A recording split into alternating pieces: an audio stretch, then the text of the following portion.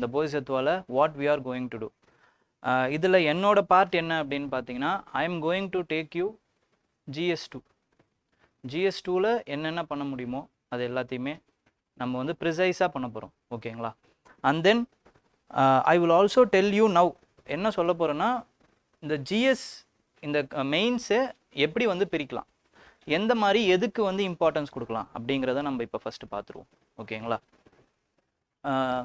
Mainly mains consist of 7 பேப்பர்ஸ்னு உங்களுக்கு எல்லாருக்குமே தெரியும். அதில் you have to give utmost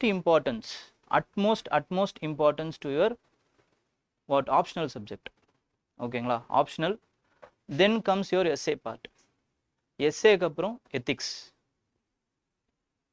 எத்திக்ஸ்க்கு அப்புறம் GS2, GS2க்கு அப்புறம் GS1 and then only GS3. எல்லாமே கேரிஸ் 250 மார்க்ஸ் தான்.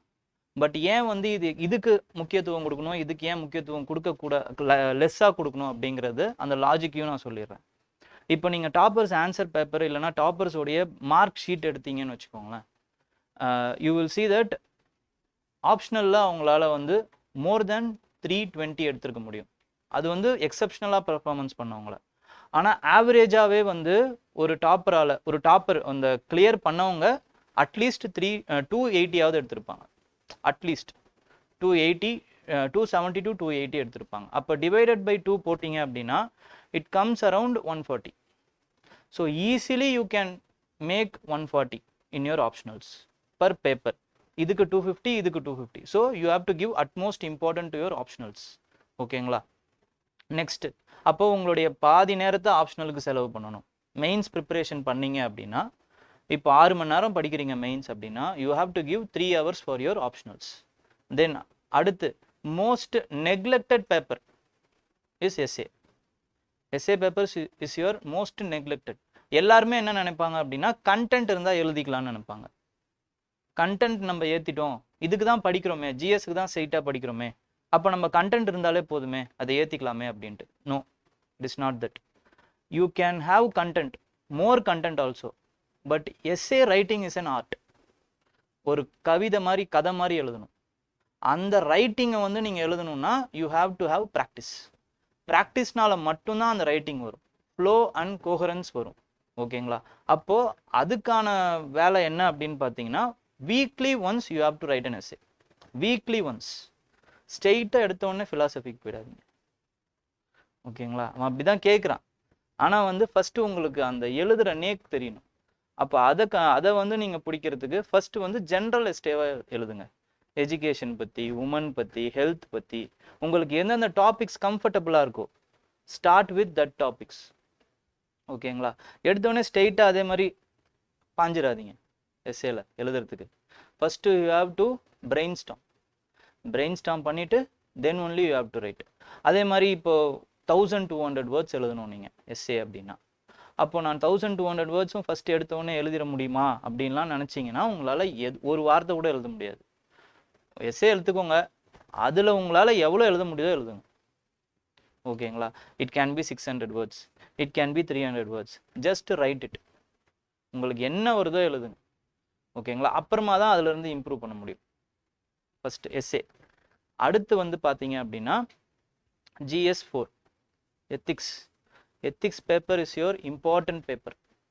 ஏன் இம்பார்ட்டன்ட்னு சொல்கிறேன்னா, மார்க்ஸ் வைஸ் பார்த்தீங்கன்னு வச்சுக்கோங்களேன். இப்போ டாப்பர்ஸோட மார்க்ஸ் வச்சு தான் நான் எல்லாத்தையுமே பேசுகிறேன். Toppers have scored in GS2 more marks than in GS4. But why you have to give more importance to GS4 means philosophical essay வருது. So the GS4 உடைய அந்த essay பார்ட்டை வந்து GS4 will cover. அப்போ அதுக்கு நீங்கள் அதிகமாக கொடுத்தீங்கன்னா the weightage combining both is 500 marks. So அதனால தான் GS4க்கு இன்னும் நிறைய இம்பார்ட்டன்ஸ் கொடுங்கன்னு நான் சொல்கிறேன். ஓகேங்களா? GS4 ஃபிலாசபிக்கல் பார்ட்டுக்கு நிறைய இம்பார்ட்டன்ஸ் கொடுங்க. அப்போ அது உங்களோட எஸ்ஏவை கவர் பண்ணிடும். Next comes your GS2. Main important. ஏன்னா அது வந்து என்ன சொல்கிறது, இட் கேன் பி செக்ரிகேட்டட். மற்ற இதெல்லாம் வந்து செக்ரிகேட்டே பண்ண முடியாத ஒரு விஷயம்னு பார்த்தீங்கன்னா GS3. அவன் என்ன வேணாலும் கேட்கலாம், கண்டதையும் கேட்கலாம். ஏன்னா வந்து ஒரு ஸ்பெசிஃபிக்கான டாபிக்னு ஒன்று கிடையாது. நான் இப்போ GS2ல் அந்த டாபிக் சொல்லும்போது உங்களுக்கு தெரியும். ஓகேங்களா, சிலபஸ் சொல்லும்போது உங்களுக்கு தெரியும். ஸ்பெசிஃபிக்கான டாபிக்னு ஒன்று எடுக்கவே முடியாது ஜிஎஸ் 3ல பொறுத்த வரைக்கும். ஆனால் 2ல் நம்மளால் அந்த மாதிரி எடுக்க முடியும். So it can be easily prepared.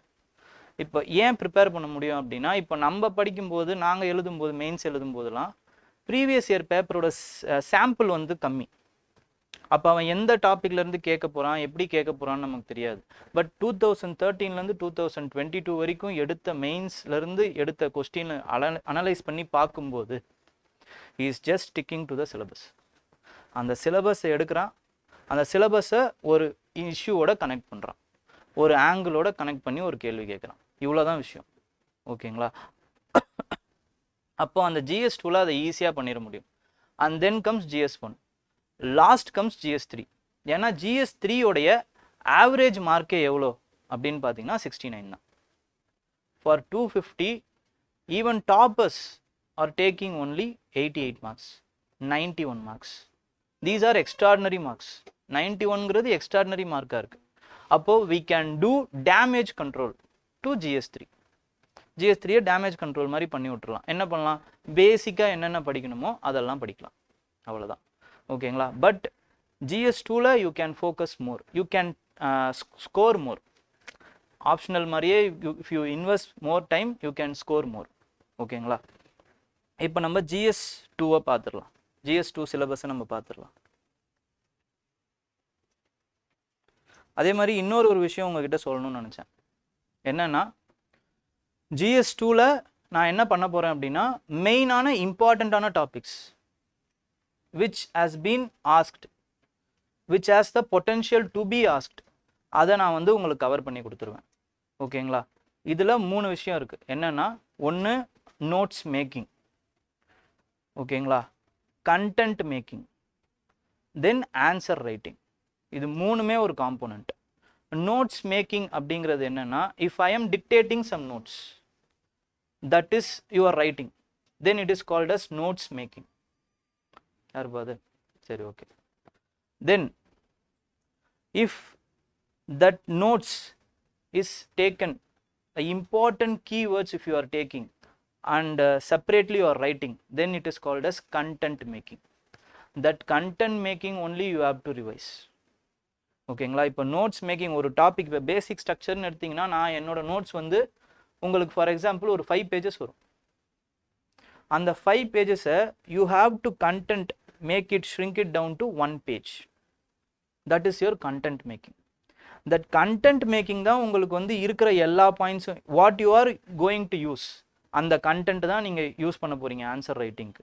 அப்போ அது மட்டும்தான் உங்களுக்கு இருக்கணும். அதை ரிவைஸ் பண்ணாலே உங்களுக்கு நோட்ஸ் வந்து ஆட்டோமேட்டிக்காக நீங்கள் ரிவைஸ் ஆகணும். உங்களுக்கு அந்த மாதிரியான points you have to write it.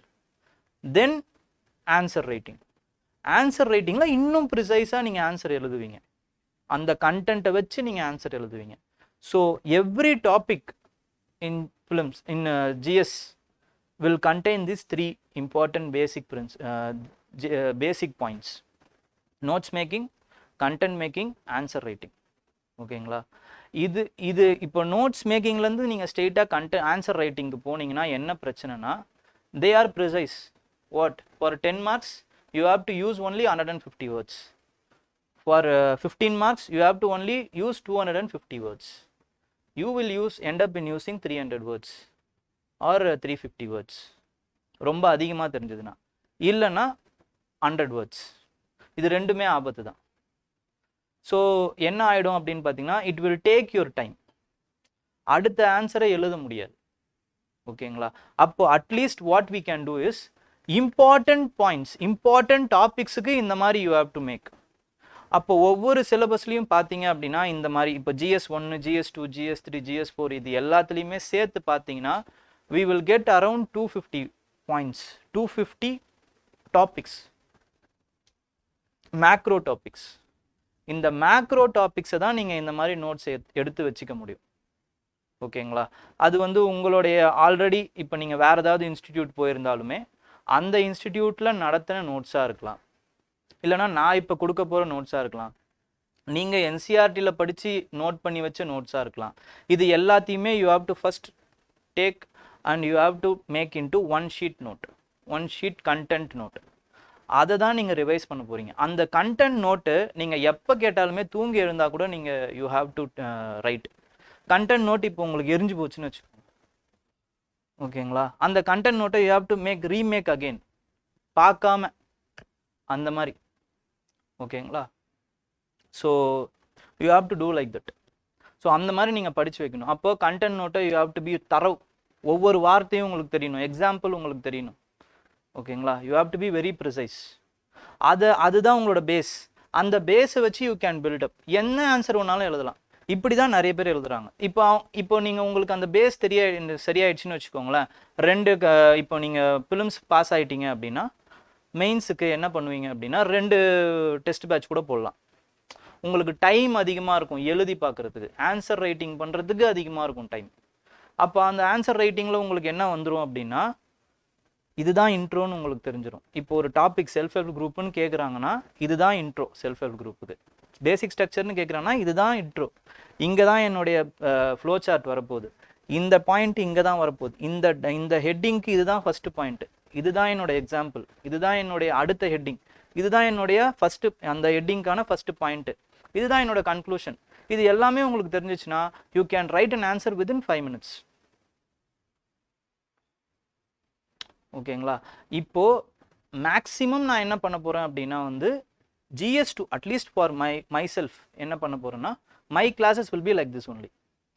I will give you notes, ஓகேங்களா. அதை எப்படி கண்டென்ட் ஆக்கணுங்கிறதும் ஒரு சில கண்டென்ட்டுக்கு நான் உங்களுக்கு எடுத்து கொடுத்துருவேன். கண்டென்ட் நோட்ஸுமே நான் உங்களுக்கு கொடுப்பேன். ஏதாவது ஒரு topic, for example basic structure எடுக்கிறேன்னா உங்களுக்கு நோட்ஸும் டிக்டேட் பண்ணுவேன். அந்த டிக்டேட் பண்ண நோட்ஸை அதுலேருந்து கண்டென்ட் எப்படி எடுக்கணும்னு நான் உங்களுக்கு சொல்லிடுவேன்.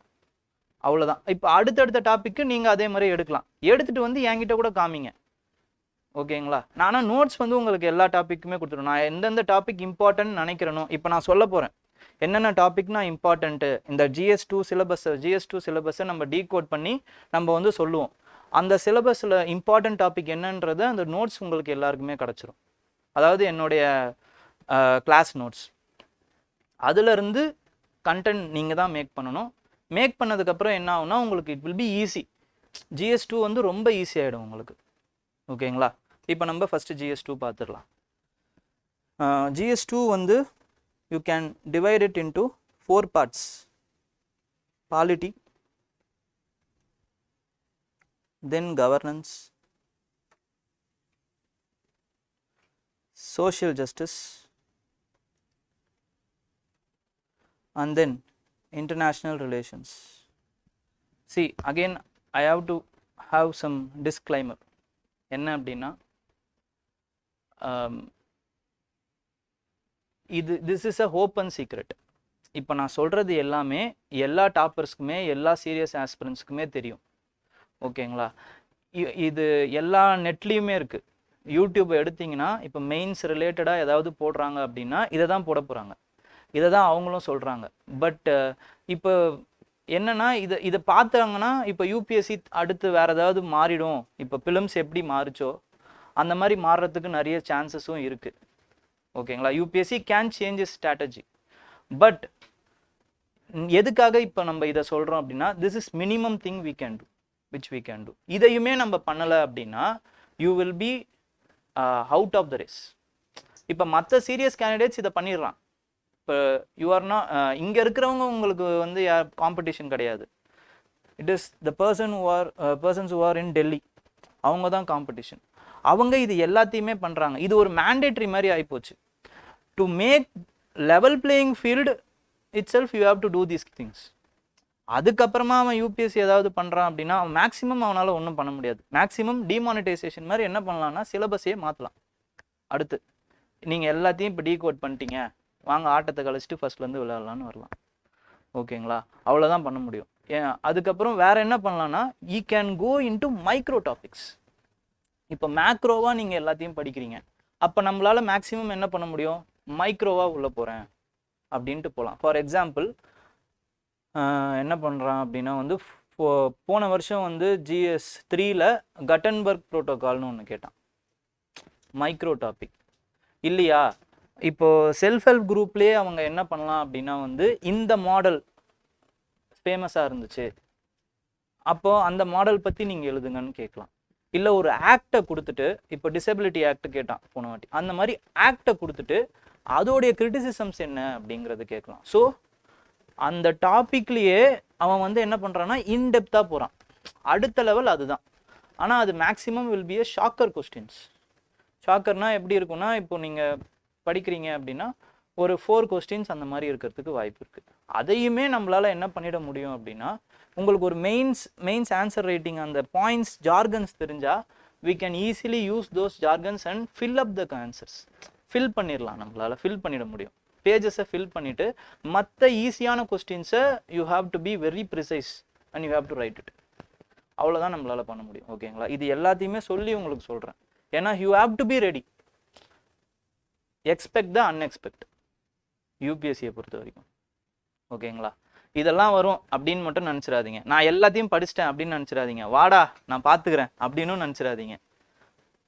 ஓகேங்களா? You will have is surprises because it is a exam of elimination. ஓகேங்களா? சர்ப்ரைஸ் இருக்கும், சர்ப்ரைஸ் ஆகாதீங்க. ஆனால் அவ்வளோதான். ஓகே. ஸோ ஃபஸ்ட் பாலிட்டியில் பொறுத்த வரைக்கும் அதோடைய இம்பார்ட்டன்ஸ் பார்த்தீங்கன்னா மொத்தமாக வந்து 250 மார்க்ஸா. So in polity it will be around 100 to 125 marks. Okay. And then in governance it is about 15 to 30 marks governance. And in social justice it is around 50 marks. And in IR it is around 15 marks. Around precisely it is 50 marks. You can see in every question paper except one question paper, 9th 10th question, 19th and 20th question is IR. They are this predictable. ஆனால் அதுக்குள்ளே என்ன இருக்குன்னு தெரியாது. ஓகேங்களா? அதுக்கப்புறம் இப்போ நம்ம பாலிட்டிக்கு வந்துடும். ஓகே. ஸோ இந்த மார்க்ஸ்லாம் எதுக்கு சொல்கிறேன் அப்படின்னா, இந்த GS2லேயே நீங்கள் எந்த டாப்பிக்கு ரொம்ப இம்பார்ட்டன்ஸ் கொடுக்கணுங்கிறதுக்காக சொல்கிறேன். இப்போ நீங்கள் நான் இது பண்ணேன் மெயின்ஸ் ஜிஎஸ்ல எது இம்பார்ட்டன்ட்னு சொன்னேன். GS4க்கு இம்பார்ட்டன்ஸ் கொடுங்க, அதுக்கு அடுத்து GS2ன்னு. அப்போ அதுலேயே GS2லேயே எதுக்கு இம்பார்ட்டன்ஸ் கொடுக்கணும்னு பார்த்தீங்கன்னா பாலிட்டிக்கு ரொம்ப இம்பார்ட்டன்ஸ் கொடுக்கணும். And then comes the governance, and then comes the social justice, and then governance. IR வந்து நம்ம தனியாக டீல் பண்ணணும். ஓகேங்களா? தனியாக. ஏன்னா வந்து இது இந்த மூணுத்துக்கும் கனெக்ட் ஆகாத ஏரியா ஐஆர். ஏன் சொல்கிறேன்னா கனெக்டிவிட்டி இருக்காதுன்னு. Questions can be intermixed. இப்போ ஃபார் எக்ஸாம்பிள் பொலிட்டிக்கலாக கவர்னன்ஸ் ஓட இதுவும் கேட்பாங்க, கவர்னன்ஸ் வச்சு சோஷியல் ஜஸ்டிஸ் வச்சும் கேட்பாங்க. ஆனால் ஐஆரில் அந்த மாதிரி கேட்க முடியாது.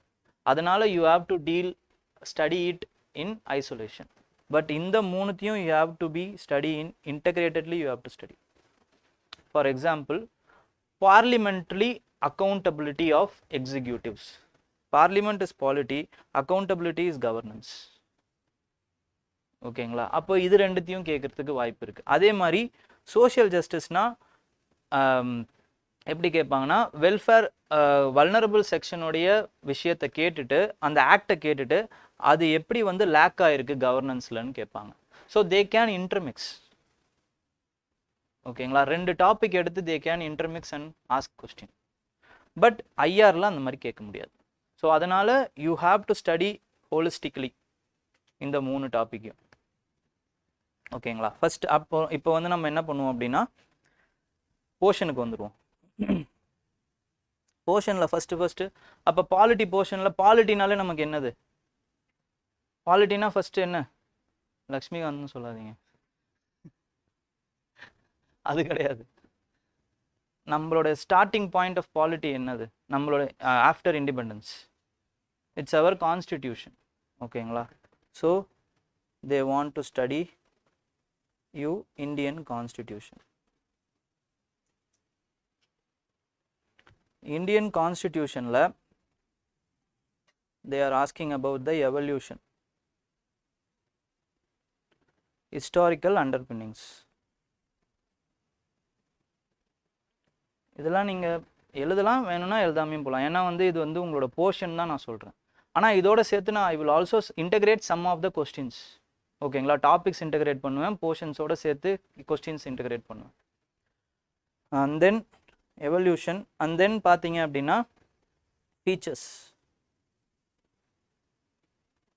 significant provisions,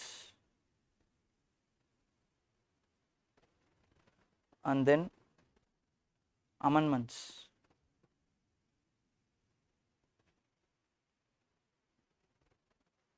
and then basic structure.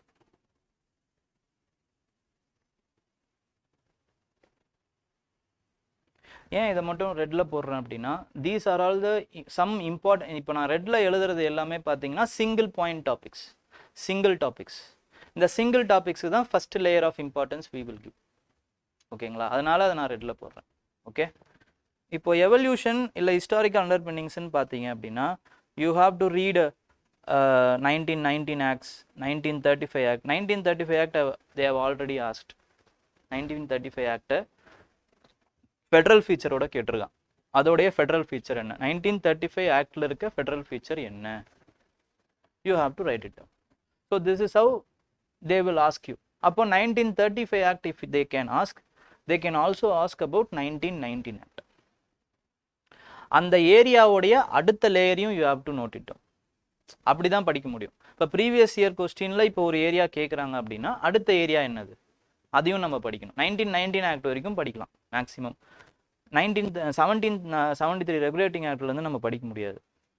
இல்லைனா இம்பார்ட்டன்ட் நீங்கள் ரொம்ப படிக்கிறீங்க எனக்கு வந்து இல்லை நான் படிப்பேன் அப்படின்னாலும் 1773 regulating act is important because it is the starting point of all the acts. ஓகேங்களா, where India entered into the phase of constitutionalism. Okay, constitutionalism அப்படின்னா என்னது அதையும் கேட்டிருந்தாங்க. கான்ஸ்டிடியூஷனலிசம் அப்படின்னா என்னன்னா a set of rules and regulations. ஓகேங்களா, கான்ஸ்டிடியூஷனலிசமில் we will define the power.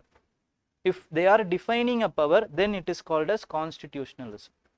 அப்போ ஒரு பவரை டிஃபைன் பண்ணிடுறாங்க, எனக்கு இவ்வளோ பவர் இருக்கு அப்படின்னாலுமே you are defining a power. Whenever you are defining a power you are shrinking the power. Define பண்ணாலே shrinking the power ன்னு அர்த்தம். ஓகேங்களா, அது எவ்வளோ பவர் கொடுத்தாலுமே சரி you are shrinking.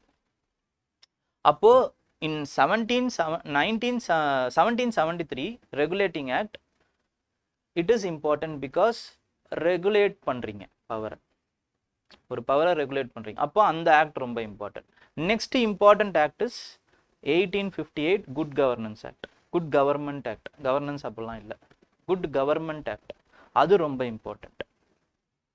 ஓகேங்களா, and then 1919 act and then 1935 act, very very important act. ஓகேங்களா, ஏன்னா Indian constitution is nothing but the extension of 1935 act. It is the main principles எல்லாமே இந்தியன் கான்ஸ்டிடியூஷனில் 1935 ஆக்ட்லேருந்து தான் எக்ஸ்ட்ராக்ட் பண்ணப்பட்டது. ஸோ அது ரொம்ப ரொம்ப இம்பார்ட்டண்ட். அது ஹிஸ்டாரிக்கல் எவல்யூஷன்ஸ் அண்ட் அண்டர்பின்னிங்ஸில் வரும். இப்போ ஃபீச்சர்ஸ் அண்ட் ஸ்பெசிஃபிக் சிக்னிஃபிகண்ட் ப்ரொவிஷன்ஸில் என்னென்ன வரும் அப்படின்னு பார்த்தீங்கன்னா மிச்சம் இருக்கிற எல்லாமேனா பிராம்பிள். பிராம்பிளை you have to read by heart. உங்களுக்கு எப்போ கேட்டாலுமே பிராம்பிள் பற்றி தெரியணும். We the people of India solemnly resolved to அப்படின்னு அப்படியே வரணும். ஓகேங்களா, ஏன்னா one time they have asked about the adjectives which are in the republic, explain it அப்படின்னு கேட்குறாங்க. ரிப்பப்ளிக்னா என்னது, சாவரின், செக்குலர், சோஷியலிஸ்டிக், டெமோக்ராட்டிக், ரிப்பப்ளிக்னு வருதுல்ல, அதை வந்து எக்ஸ்பிளைன் பண்ண சொல்லியிருக்காங்க. அந்த வேர்ட்ஸ், அந்த அட்ஜெக்டிவ் வேர்ட்ஸை வந்து எக்ஸ்பிளைன் பண்ண சொல்கிறாங்க இன் மெயின்ஸ். ஸோ அந்த அளவுக்கு you have to be by heart. By ஹார்ட்னா அந்த மீனிங்கோட உங்களுக்கு தெரியணும். சாவரின்னா என்ன, செக்குலர்னா என்ன, what means to the Indian context, அதுதான் ரொம்ப இம்பார்ட்டன்ட். இதுனா என்னன்னு தெரிஞ்சா மட்டும் பத்தாது, what it means in the Indian context அது உங்களுக்கு ரொம்ப நல்லா தெரியணும். தென் பிராம்பிளுக்கு அப்புறம் very important portion is fundamental rights. Fundamental rights, fundamental ரைட்ஸ்லேயே ரொம்ப ரொம்ப இம்பார்ட்டண்ட்டான போர்ஷன் என்ன அப்படின்னு பார்த்தீங்கன்னா ரெண்டு இருக்கு, Article 19 and Article 21. Fundamental rights 19, 21 is very very important. அதுலேயுமே 19 ரொம்ப இம்பார்ட்டண்ட் இன் டுடேஸ் கான்டெக்ஸ்ட். என்னன்னா sedition. Fundamental right 19 fundamental right article 19 கூட தான் செடிஷன் வருது. செடிஷன் ஏன் இம்பார்ட்டன்ட்னா it is in news. So செடிஷனையும் ஆர்டிகல் 19 வச்சு கேட்கறதுக்கு நிறைய வாய்ப்பு இருக்கு. ஓகேங்களா? ஏன்னா இப்போ லா கமிஷன் 279 நீங்கள் படிச்சிருப்பீங்கன்னு நினைக்கிறேன். 279 has validated the sedition. So செடிஷனுக்கு சம்மந்தப்பட்ட cases you have to read.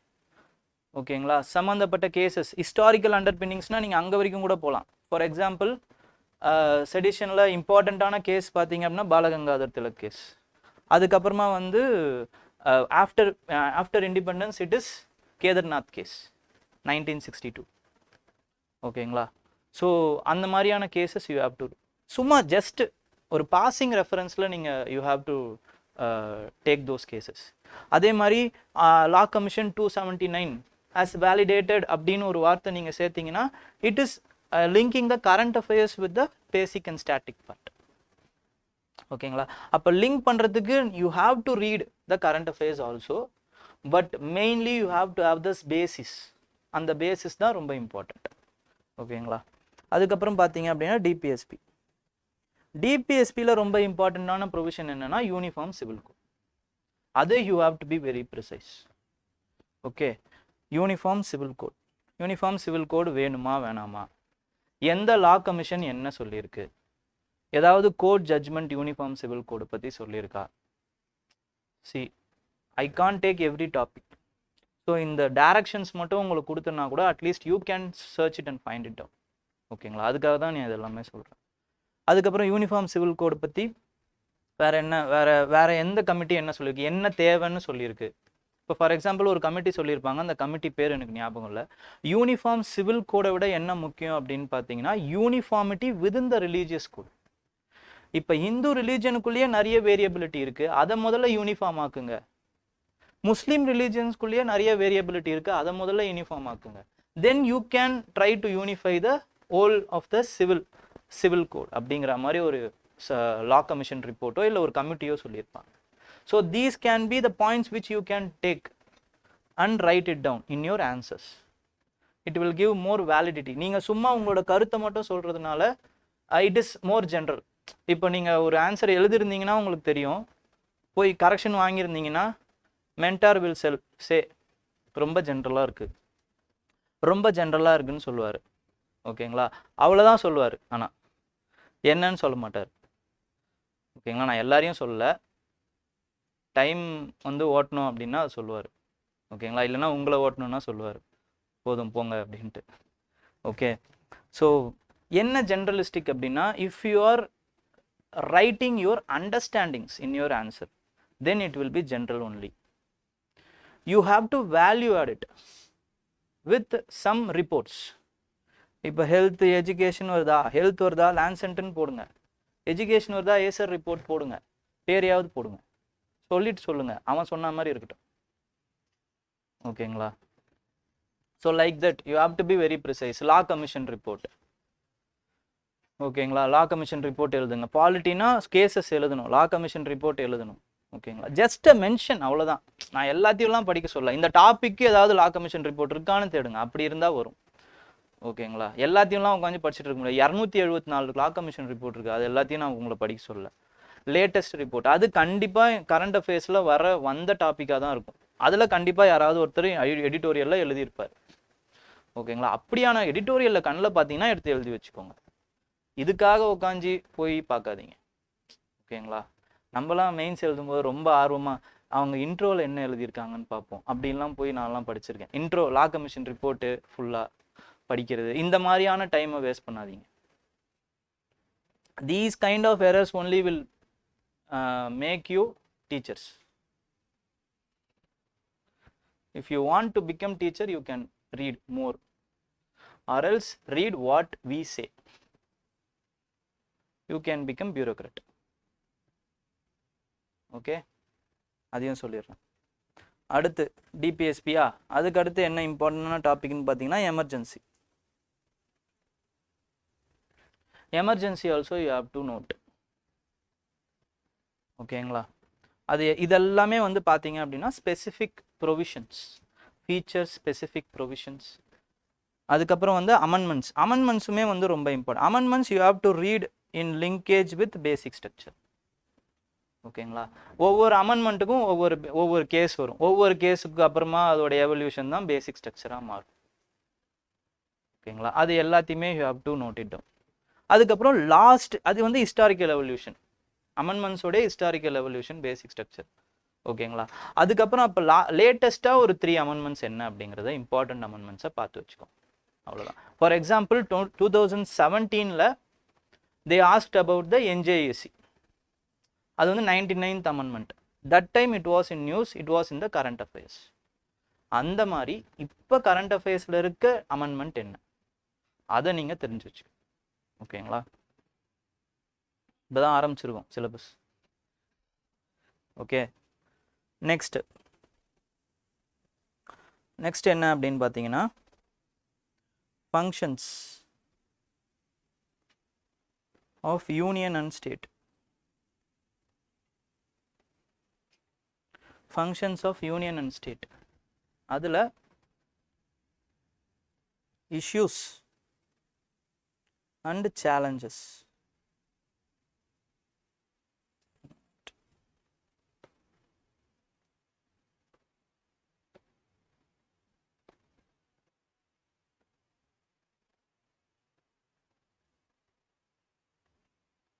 Issues and challenges in federal character. And then devaluation of power. So these are another important topics. These two topics. Federal character. Devolution of power is nothing but local self-government.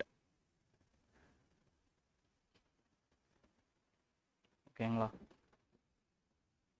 இது எல்லாமே தனித்தனி. இப்போ பார்த்தீங்கன்னா இதுக்கு ஏன் ரொம்ப அடுத்த லேயரில் போகிறேன் அப்படின்னா, இப்போ இந்த ஒரு வார்த்தைக்கு அவன் என்ன ஒன்றாலும் கேள்வி கேட்கலாம்.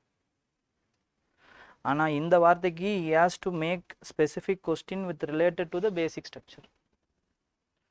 ஓகேங்களா? அதனால தான் அந்த டாபிக்ஸை நம்ம ஃபர்ஸ்ட் லேயரில் we are covering. ஓகேங்களா? Then separation of power.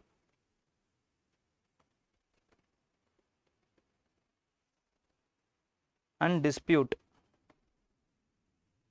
related to it, and dispute related mechanisms like CAT tribunal இருக்குல்ல, அதெல்லாம் வரும். இங்கே separation of power is another important concept. இது தனி கான்செப்ட், இதை நம்ம தனியாக எடுப்போம்.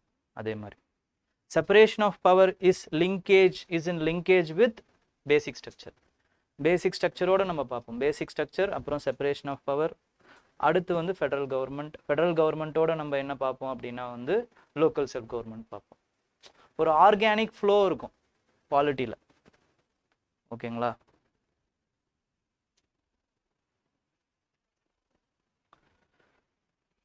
தென் ரொம்ப most irritable topic, comparison of constitution. comparison of world constitutions.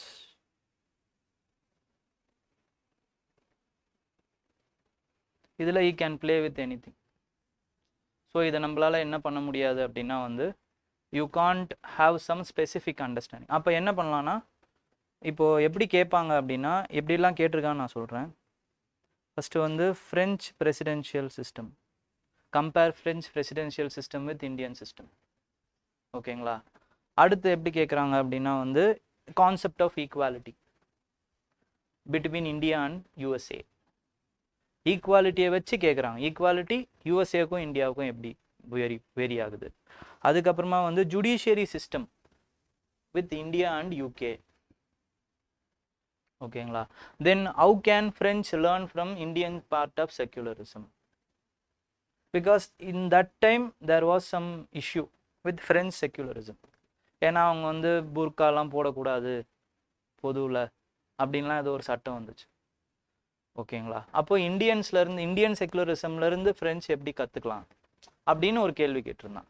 It is related to the current affairs அந்த டைமில். ஓகேங்களா? அப்போ எப்படி கேட்பாங்க? அப்போ ஃப்ரெஞ்சு பிரசிடென்சி இருக்கும்போது ஃப்ரெஞ்சு எலெக்ஷன் நடந்திருக்கும். அதனால ஃப்ரெஞ்சு பிரசிடென்ட்டுக்கான எலெக்ஷன் நடந்தப்போ இந்தியாவுக்கும் ஃப்ரெஞ்சுக்கும் வந்து இது கேட்டிருந்தான். இல்லை ஃப்ரெஞ்சு பிரசிடென்ட் வந்து நம்மளுக்கு ரிப்பப்ளிக் டேக்கு வந்திருப்பார். ஏதோ ஒரு ஈவெண்ட் நடந்திருக்கும். பட் அதை வந்து நம்ம இன்சிக்னிஃபிகண்ட்டாக கடந்து போயிருப்போம். But he will ask those insignificant events with significant ways. அப்போ ஃப்ரெஞ்சு பிரசிடென்ட்டுக்கு நம்ம என்ன பண்ணலாம் அப்படின்னா, you will know the presidential form of government. இதெல்லாம் இந்த மாதிரியான விஷயத்தெல்லாம் மேக்கப் தான் நம்மளால பண்ண முடியும். அப்போ ப்ரிசைஸாக உங்களுக்கு பிரசிடென்ஷியல் ஃபார்ம் ஆஃப் கவர்மெண்ட்னா என்ன, பார்லிமெண்ட்ரி ஃபார்ம் ஆஃப் கவர்மெண்ட்னா என்னன்னாவது அட்லீஸ்ட் தெரியும். Right in those lines at least. we can do that only. ஓகேங்களா? இன்னும் இம்ப்ரெஸ் பண்ணணும் அப்படின்னா உங்களுக்கு ஃப்ரெஞ்ச் பிரசிடென்ட் நேம் தெரிஞ்சிருந்தா இன்ட்ரோடக்ஷனில் எழுதலாம். சி ஃபார் தோஸ் இல்லைனா வந்து ஃப்ரெஞ்ச் இஸ் த 5th ரிப்பப்ளிக்குங்கிற அந்த ஃபேக்டை போட்டு எழுதலாம். ஓகேங்களா? India is the largest democracy, French is the 5th republic அப்படின்னு இன்ட்ரோ எழுதலாம். For insignificant for common points which you are going to right, prepare the examiner for the extraordinary introduction. யாருமே எழுதாத பாயிண்ட்டை எங்கன்னா கொடுங்க, அவ்வளோதான். we can do that only. Makeup பண்ணுறது இதை 20 கொஸ்டினுக்கும் பண்ணக்கூடாது. For 1-2 questions you can do this. எல்லாருக்குமே அந்த 1-2 கொஸ்டின் பவுன்சர் தான். ஓகேங்களா? அடுத்து வந்து இப்போ செப்பரேஷன் ஆஃப் பவர் நீங்கள் கான்செப்டாக படிச்சிருக்கீங்க. அப்போ செப்பரேஷன் ஆஃப் பவர்லேயே அடுத்து என்ன பண்ணுவாங்க அடுத்து என்ன அப்படின்னு பார்த்தீங்கன்னா, it is about parliament. So legislature தான் ஃபஸ்ட்டு. செப்பரேஷன் ஆஃப் பவருடைய ஆர்கனே ஃபஸ்ட்டு என்னன்னு பார்த்தீங்கன்னா லெஜிஸ்லேட்டர், எக்ஸிக்யூட்டிவ் அண்ட் ஜுடிஷியரி, இப்படி தான் படிப்போம். அது எல்லாத்துக்குமே ஒரு மீனிங் இருக்குது. ஃபஸ்ட்டு லெஜிஸ்லேச்சர் தான், அப்புறமா தான் எக்ஸிக்யூட்டிவ், அதுக்கப்புறமா தான் ஜுடிஷியரி. ஏன் அப்படின்னா ஒரு லாவை வந்து மேக் பண்ணுறது லெஜிஸ்லேச்சர் தான், அதை எக்ஸிக்யூட் பண்ணுறது எக்ஸிக்யூட்டிவ். அதில் ஏதாவது பிரச்சனை வந்தால் தான் judiciary should intervene. That's why they have given first preference to legislature. ஓகேங்களா? அப்போ you should also in syllabus reading parliament and state legislature.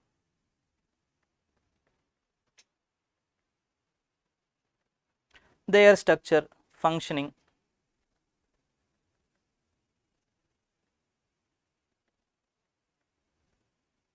powers and privileges, issues related to that. That's all. ஓகேங்களா? அப்போ ஸ்ட்ரக்சரில் என்ன படிப்பீங்க அப்படின்னு பார்த்தீங்கன்னா பைகேமரலிசம் like this, and function பைகேமரலிசம் இல்லைனா ராஜ்யசபா தேவையா இல்லையா, ஸ்டேட் லெஜிஸ்லேட்டிவ் கவுன்சில் எதுக்கு இருக்குது, ஓகேங்களா? இந்த மாதிரியான கேள்விலாம் வரும். இன் functioning you will read about the parliamentary accountability over the legislative. எப்படியெல்லாம் parliamentary accountability ஆக்கலாம், இது எக்ஸிக்யூட்டிவ் எப்படிலாம் அவங்க parliamentary accountable ஆக்குறாங்க. importance of the committees, கமிட்டிஸோட யூசஸ் என்ன, ஒரு இப்போ அவன் என்ன பண்ணுறான்னா உள்ளே போகிறான். அடுத்து என்னன்னா ஒரு எஸ்டிமேட் கமிட்டியை வச்சு அதோட யூசஸ் என்னென்னு ப்ரிசைஸாக உள்ள micro topic which I am telling, micro topic உள்ளே போகிறான். அதுக்கடுத்து என்ன பண்ணுறான் அப்படின்னா வந்து வேற என்ன பப்ளிக் அக்கௌண்ட்ஸ் கமிட்டியை பற்றி கேட்குறாங்க. ஸோ அதோடைய அது எப்படி கேட்குறாங்கன்னா accountability, how it carries accountability. So is also what integrating the governance part. ஒரு ஸ்பெசிஃபிக்காக உள்ளே போகும்போது வேற ஒரு விஷயம், ஒரு கவர்னன்ஸ் பார்ட்டை உள்ளே எடுத்துகிட்டு வர்றது. ஓகேங்களா? அந்த மாதிரி கேட்குறதுக்கு வாய்ப்பு இருக்குது. Okay, and then powers and ப்ரிவிலேஜஸில் also asked about privilege of parliament. Article 105 அதை வச்சு கேட்டிருக்கான் ஒரு கொஸ்டின், 2014 கேட்டிருக்கான். ஓகேங்களா? ஸோ அந்த மாதிரி கேட்கறதுக்கு நிறைய வாய்ப்புகள் இருக்கு. ஓகே, நெக்ஸ்ட்டு லெஜிஸ்லேச்சர் முடிஞ்ச உடனே executive structure, organization, functioning, executive, judiciary. Executive, judiciary. So எக்ஸிக்யூட்டிவ்க்கு நம்ம என்னென்னலாம் படிப்போம். அதே மாதிரி ஃபங்க்ஷனிங்கில் பார்த்தீங்க அப்படின்னா ஸ்பீக்கர் வச்சு ஒரு கேள்வி கேட்டிருக்கான். ஸ்பீக்கர் ஓகேங்களா. அதுக்கப்புறமா வந்து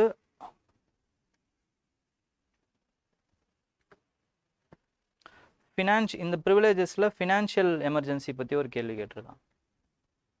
ஃபினான்ஷியல் எமர்ஜென்சி. இங்கே எக்ஸிக்யூட்டிவில் is asked about president, vice president. Vice பிரசிடெண்ட்டோட இது என்னன்னு லேட்டஸ்ட் கேள்வி. பவர்ஸ், அது acting as a Rajya Sabha chairman, அவரோட பவர் என்ன. Specifically is intruding. ஓகேங்களா. அப்போ உங்களுக்கு இதெல்லாம் வந்து ரொம்ப ஸ்பெசிஃபிக்காக தெரியணும்.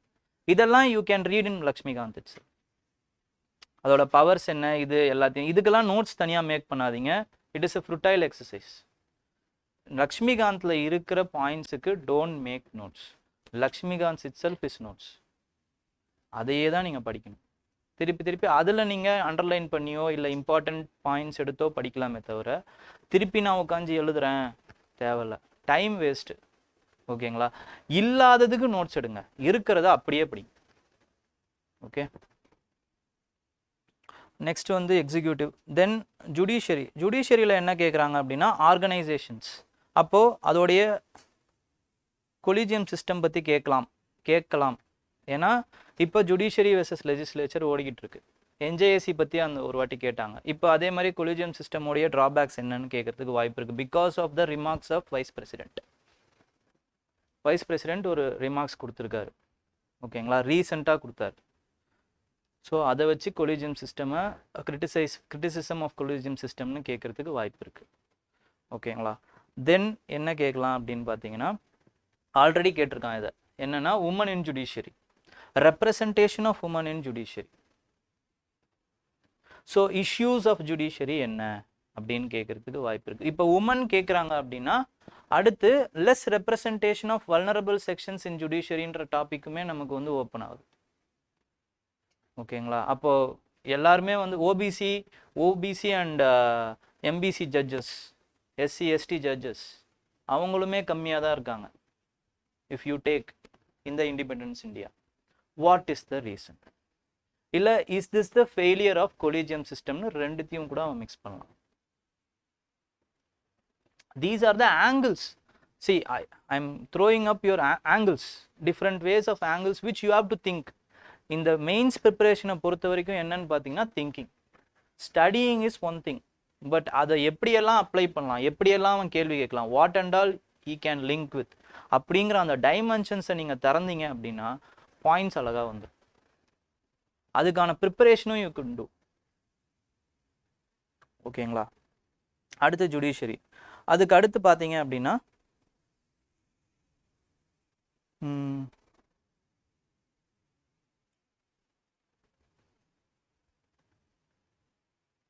ஜுடிஷியரிக்கு அப்புறம் வந்து அது என்னது மினிஸ்ட்ரிஸ் அண்ட் தேர் டிபார்ட்மெண்ட் இப்படி கேட்டிருக்கான். அவ்வளோதான், மற்றபடி வேறு எதுவும் கேட்கல. அண்ட் தென் இப்போ எக்ஸிக்யூட்டிவோடைய இன்னொரு இன்ஃபார்மல் அங்கம் அப்படின்னா என்னன்னு பார்த்தீங்கன்னா பொலிட்டிக்கல் பார்ட்டிஸ். பொலிட்டிக்கல் பார்ட்டிஸ்லேருந்து தான் தே ஆர் கெட்டிங் எக்ஸிக்யூட்டிவ்ஸ். அப்போது பொலிட்டிக்கல் பார்ட்டிஸோட இன்ஃபார்மல் அங்கம் என்னன்னு பார்த்தீங்கன்னா pressure groups.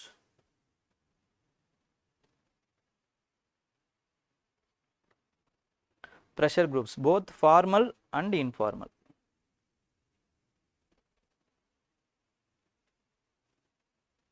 Both formal and informal. And their functions. அவ்வளோதான். அப்போது ப்ரெஷர் குரூப்ஸோடைய ஃபங்க்ஷன்ஸ் என்னென்ன, யாரெல்லாம் டைப்ஸ் ஆஃப் ப்ரெஷர் குரூப்ஸ் ப்ரிசைஸாகவே கேட்டிருக்காங்க. Business groups as a pressure group, what and all their contribution to the development of India. அப்போது அதுதான். அப்போது types of pressure groups என்னென்னு பாருங்கள். பிஸ்னஸ் குரூப்ஸோடைய இது ஃபங்க்ஷன்ஸ் என்னன்னு பாருங்கள், அவங்க எப்படி பண்ணியிருக்காங்க. பிஸ்னஸ் குரூப்னா யார்? ஃபிக்கி, ஓகேங்களா, அசோசம், இந்த மாதிரியான விஷயங்கள்லாம் இருக்குது. அதுக்கப்புறமா வந்து ட்ரேட் குரூப்ஸ் என்ன, அது என்னென்ன டைப்ஸ் ஆஃப் இதில் ட்ரேட் குரூப்ஸ் இருப்பாங்க. ஸ்டூடெண்ட்ஸ் யூனியன் இருப்பாங்க, அக்ரிகல்ச்சர் இப்போ அக்ரிகல்ச்சர் வெர்சஸ் அந்த ஃபார்ம் லாஸ் பற்றி கேள்வி கேட்கலாம். அவங்க எப்படி வந்து ஒரு லாவை வந்து ரிவோக் பண்ணாங்க த்ரூ தயர் ப்ரெஷர் அப்படின்ட்டு. ஓகேங்களா? இந்த மாதிரி வந்து பல விஷயங்கள் இருக்குது. ப்ரெஷர் குரூப்ஸில் வந்துடும். அது ஒரு ஒரு கொஸ்டின் எப்படி கேட்டான்னா இந்த 2 வார்த்தையை வச்சு கேட்டான், ஃபார்மல் இன்ஃபார்மல். அப்போ ஃபார்மல் இன்ஃபார்மல்னா என்ன? ஃபார்மல் ப்ரெஷர் குரூப்ஸோட informal pressure groups wielding higher பவரா அப்படின்னு ஒரு கேள்வி. ஓகேங்களா? அப்போ சிலபஸில் இருக்க ஒவ்வொரு வார்த்தைக்கும் you have to know the precise meaning. Okay, இதுவுமே வந்து ஒரு தனி டைமென்ஷன் தான். நம்மளால இந்த ப்ரெஷர் குரூப்ஸை பற்றி தனியாக நம்மளால படிக்க முடியும். ஓகேங்களா? அதுக்கு அடுத்து பார்த்தீங்க அப்படின்னா வந்து salient features.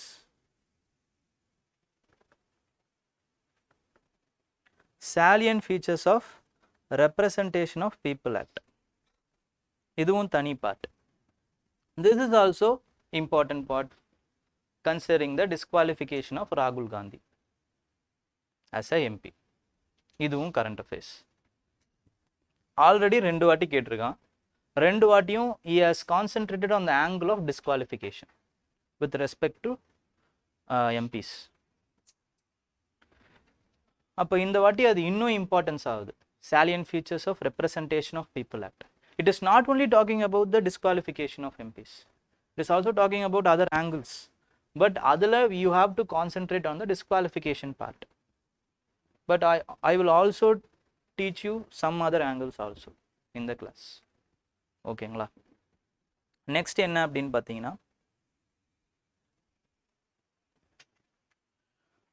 issues, challenges with the constitutional bodies. Constitutional bodies.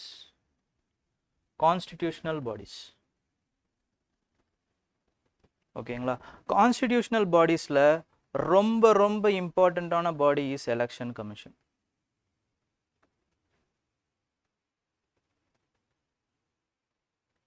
In the past 5 years they have asked around 10 years they have asked around 5 questions regarding election commission.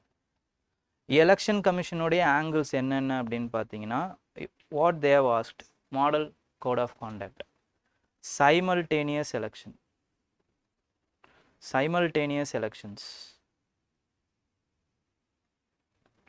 okay, and then they can ask about VVPAT. They can, and because they have asked about the voting, challenges in voting, ஓகேங்களா?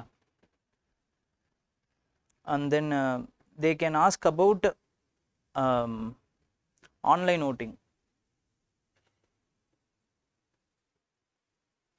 other angles.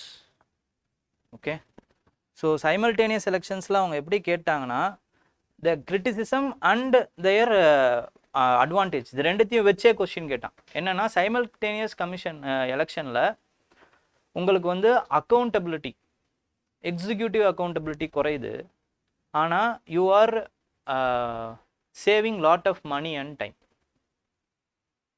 இப்படியே கேட்டான். அப்போ நம்மளால் வந்து என்ன பண்ண முடியாதுன்னா இதை ஒரு பாயிண்ட்டாக நம்மளால் ஆட் பண்ண முடியாது. ஆக்சுவலாக இதுதான் main point. Executive accountability simultaneous எலெக்ஷன்ஸில் குறையுது. திருப்பி அவங்களால எக்ஸிக்யூட்டிவ் வந்து மக்களுக்கு முன்னாடி வந்து நிற்க மாட்டாங்க சைமல்டேனியஸ் எலெக்ஷன்ஸில். 5 வருஷத்துக்கு ஒரு வாட்டி நின்னா போதும். சைமல்டேனியஸ் எலெக்ஷன்ஸில் பார்த்தீங்கன்னா இப்போ டெய்லி வருஷத்துக்கு ஒரு எலெக்ஷன் எங்கன்னா ஒரு ஸ்டேட்டில் நடந்துக்கிட்டே இருக்கும். அப்போது national parties R more accountable to the people. National parties R whom rule the சென்டருக்கு மோர் அக்கௌண்டபிளாக இருக்கணும். ஓகேங்களா? அப்படி கேட்குறதுக்கு அப்போது சைமல்டேனியஸ் எலெக்ஷன் நடந்துச்சு அப்படின்னா அக்கௌண்டபிலிட்டி குறையுது ஆட்டோமேட்டிக்காக. ஓகேங்களா? அண்ட் இதை எப்படி லிங்க் பண்ணலான்னு பார்த்தீங்க அப்படின்னா with preference to parliamentary democracy. நம்மளோட ஃபவுண்டிங் ஃபாதர்ஸ் என்ன பண்ணாங்கன்னா either parliamentary democracy or presidential form of democracy. they opted for parliamentary form of democracy because they wanted accountability of the executive over the stability of the government. A very basic feature of the parliamentary அதாவது வந்து founding ஃபாதர்ஸோடைய இது வந்து இங்கே அடிபட்டுருது simultaneous கமிஷனில் simultaneous எலெக்ஷனில் அப்படின்னு நீங்கள் ஆரம்பிக்கலாம். You can start it like that. ஓகேங்களா? So election commission is very important constitutional body. அதை வச்சு கேள்விகள் நிறைய கேட்டிருக்கான். அடுத்து இம்பார்ட்டண்ட்டான constitutional body which he can ask is CAG. CAG நிறைய கொஸ்டின் வந்துகிட்டே இருக்கு, கரண்ட் அஃபேர்ஸில் ரிப்பீட் ஆகிட்டே இருக்கான் CAG. He has already asked about attorney general. Attorney general is role and ரெஸ்பான்சிபிலிட்டின்னு ஒரு கேள்வி இருக்கு. ஓகேங்களா? இப்போ கான்ஸ்டிடியூஷனல் பாடிஸ்ன்னு அவன் கேட்டுட்டாலே you should right the article which related to them. அதை எழுதி தான் இன்ட்ரோடக்ஷனில் ஆரம்பிக்கணும் நம்ம. ஓகேங்களா? அதுக்கு அது இம்பார்ட்டன்ட், அந்த ப்ரிசிஷன் வேணும். இப்போ ஹிஸ்ட்ரியில் பார்த்தீங்க அப்படின்னா remembering the date or year is not important, but if you write those years it will give more value addition to your answer. ஓகேங்களா? அந்த மாதிரி தான் இங்கேயுமே writing article is not important, but it will give more value addition. It will show the examiner that you are so precise, so specific. ஓகேங்களா?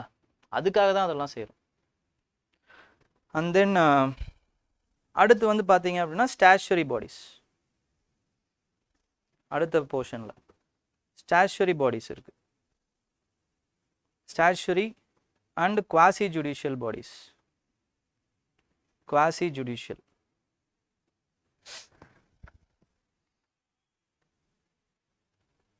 ஸ்டாச்சுரியில் பார்த்தீங்க அப்படின்னா எது important வந்து national commission on women. they have asked 2 times in the past 10 years. past 6 years itself they have asked 2 times. 10 years கூட இல்லை, 6 yearsல they have asked them 2 times. First. அடுத்து வந்து என்ன இம்பார்ட்டண்ட் அப்படின்னு பார்த்தீங்கன்னா ஹியூமன் ரைட்ஸ் கமிஷன். ரொம்ப ரொம்ப இம்பார்ட்டண்ட்டான பாடி ஸ்டாச்சுரியில். And they have asked about what is quasi judicial body. Simple. இப்போ ப்ரிசைஸாக வந்து இந்த மாதிரியான விஷயத்தை கேட்கலாம், ஆனால் குவாசி ஜுடிஷியல் பாடியிலேருந்து அவன் என்ன கேட்க முடியும்? அப்போது வாட் இஸ் குவாசி ஜுடிஷியல் பாடின்னு அவன் கேட்டான், அவ்வளோதான் முடிஞ்சு. What is their role and functions. அதுக்காக தான் ஒவ்வொரு வார்த்தைக்கும் உங்களுக்கு அட்லீஸ்ட் மீனிங்காவது தெரியணும், அட்லீஸ்ட் டெஃபினிஷனாவது தெரியணும் போர்ஷனில் இருக்க ஒவ்வொரு வார்த்தைக்கும். ஓகேங்களா? சும்மா ஒரு 4 வார்த்தைக்காவது எழுதணும். குவாசி ஜுடிஷியல் பாடினா என்னென்னாவது தெரியணும் உங்களுக்கு. ஓகே. அடுத்து வந்து பார்த்தீங்க அப்படின்னா இப்போ ஜுடிஷியரி முடிஞ்சு அக்கௌண்டபிலிட்டி எல்லாமே ஓவர். இப்போ அடுத்து என்னன்னா டெவலப்மெண்ட்டுக்கு வராங்க. ஏன்னா you have set your house orderly. இப்போ ஒரு கான்ஸ்டிடியூஷன் மேக் பண்ணியாச்சு, எக்ஸிக்யூட்டிவ் லெஜிஸ்லேச்சர் ஜுடிஷியரியை தேர்ந்தெடுத்தாச்சு, கான்ஸ்டிடியூஷனல் பாடிஸை உள்ளே புகுத்தியாச்சு, இப்போ எல்லாமே ஓவர் ஆயிடுச்சு. இப்போ எதுக்காக இதை பண்ணுறீங்க? டெவலப்மெண்ட்டுக்காக பண்ணுறீங்க. அப்போது அடுத்து அவங்க என்ன கேட்குறாங்க அப்படின்னா issues and challenges related to the development initiatives. Development initiatives by center and state.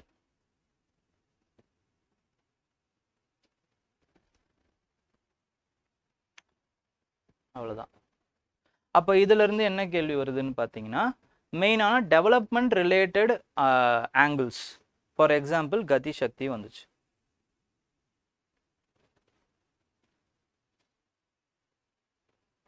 கதி சக்தியோடைய ப்ராப்ளம்ஸ் என்ன, இல்லை அதோடைய அட்வான்டேஜஸ் என்ன, கிரிட்டிசிசம்ஸ் என்ன, இவ்வளோ தான். ஒரு பிளான்னு ஒரு ஆங்கிள், ஒரு ஸ்கீமுன்னு எடுத்துக்கிறீங்க அப்படின்னா அதோடைய கிரிட்டிசிசம் என்னன்னு முதல்ல you have to note it. அதுக்கப்புறம் அதோடைய அட்வான்டேஜஸ் என்ன, எப்படி அதை சரி பண்ணலாம். இதுதான் 3 ஆங்கிள். ஒரு ஸ்கீம்னு எடுத்துக்கிட்டிங்கன்னா இவ்வளோ தான், வேறு ஒன்றும் கிடையாது. ஓகேங்களா? அதோடைய டார்கெட் ஆடியன்ஸ் யார், எந்த மினிஸ்ட்ரி அதை இது பண்ணுது, இவ்வளோ தான். இதை வந்து நீங்கள் வந்து ஃபுடர் பாயிண்ட்ஸ் மாதிரி அங்கங்கே போடலாம்.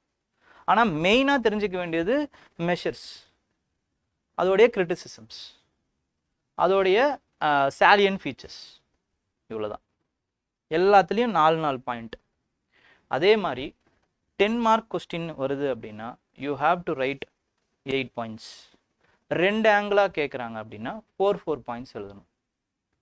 இப்போ அதுவே 15 மார்க் கொஸ்டின்னா you have to write 15 points 15 to 16 points. So 2 ஆங்கிளாக கேட்குறாங்கன்னா 8 பாயிண்ட்ஸாக எழுதணும். You have to throw them points. You can write it either through paras or you can write it to points. Points வந்து ப்ரிஃபர் பண்ணுவாங்க நிறைய பேர், ஏன்னா நிறைய பாயிண்ட்ஸ் எழுதலாம் அப்படின்றதுனால. ஓகேங்களா? பேராலே எழுதினாலும் ஒரு ஹெட்டிங், ஒரு சப்ஹெட்டிங், சைட் ஹெட்டிங் போட்டுட்டு ஒரு லைன் 1.5 லைன் எழுதலாம், அவ்வளோதான். ஒரு ஹெட்டிங், ஒரு லைன், இங்கே example, you can finish this. இல்லை அட்லீஸ்ட் அடுத்து இவ்வளோ தூரம் போகலாம். That's all. You have to be this much specific. ஓகேங்களா?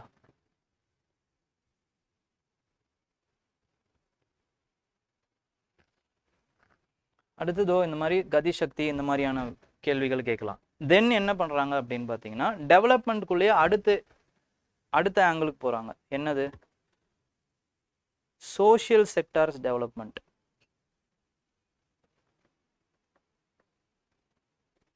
To be precise health, education, and then human resource. Health, education and human resource. So health, education இதுக்கு allot பண்ண பட்ஜெட்டோடைய இது என்னன்னு உங்களுக்கு ப்ரிசைஸாக தெரியணும். பிளான் என்னன்னு தெரியணும். ஹெல்த் எப்படி இம்ப்ரூவ் பண்ண போகிறோம்னு தெரியணும். ஹெல்த் ஃபார் ஆல்னா என்னன்னு தெரியணும். Health for all, universalization of health, universal coverage of health. Education பார்த்தீங்கன்னா national education policy 2020, you have to be very aware. Education policy. Human resource skill development missions கேட்கலாம். skill development, earn while you learn. இந்த scheme கேட்டான், ப்ரிசைஸாக கேட்டான். earn while you learn, this is related to human resource. ஓகேங்களா? So இந்த மாதிரி you have to be very importantly you have to note it down. Okay, next என்னன்னு பார்த்தீங்கன்னா இதே டெவலப்மெண்ட்டில் சோஷியல் செக்டாரில் அடுத்து என்ன இருக்குது? Self help groups and NGOs. This is another important area which you have to note it down. For the past 6 years they have asked about four times they have asked. Self help குரூப்லாம் அதில் 2-3 வாட்டி கேட்டான், ஒரு வாட்டி NGOs கேட்டிருக்கான். ரொம்ப important. So self help குரூப்பை எப்படி கேட்குறாங்க அப்படிங்கிறதுலையும் ஒன்று இருக்குது. என்ன எப்படி கேட்குறாங்க? Self help group with respect to micro ஃபினான்ஸுங்கிற அந்த வார்த்தை இருக்குது. ஒவ்வொரு கொஸ்டின்லையுமே மைக்ரோ ஃபினான்ஸ் அப்படிங்கிற அந்த வார்த்தை இருக்குது. அசட் கிரியேஷனுங்கிற வார்த்தை இருக்குது. ஓகேங்களா? Asset creation, micro finance, poverty reduction, asset creation is linked with self-help. Okay, and then NGOs also, they all what they do, they will aid in development, inclusive development. அதுதான் ரொம்ப important. inclusive development. ஓகேங்களா? அடுத்த டெவலப்மெண்ட்டில் இது எல்லாமே நடக்குது. Next what is டெவலப்மெண்ட்டுக்கு அப்புறம் இப்போ டெவலப்மெண்ட்டே நடக்கலை, இது எல்லாமே ஃப்ளாவ் ஆகிடுச்சு அப்படின்னா என்ன ஆகும்? Hungry and poverty. Issues and challenges. Issues with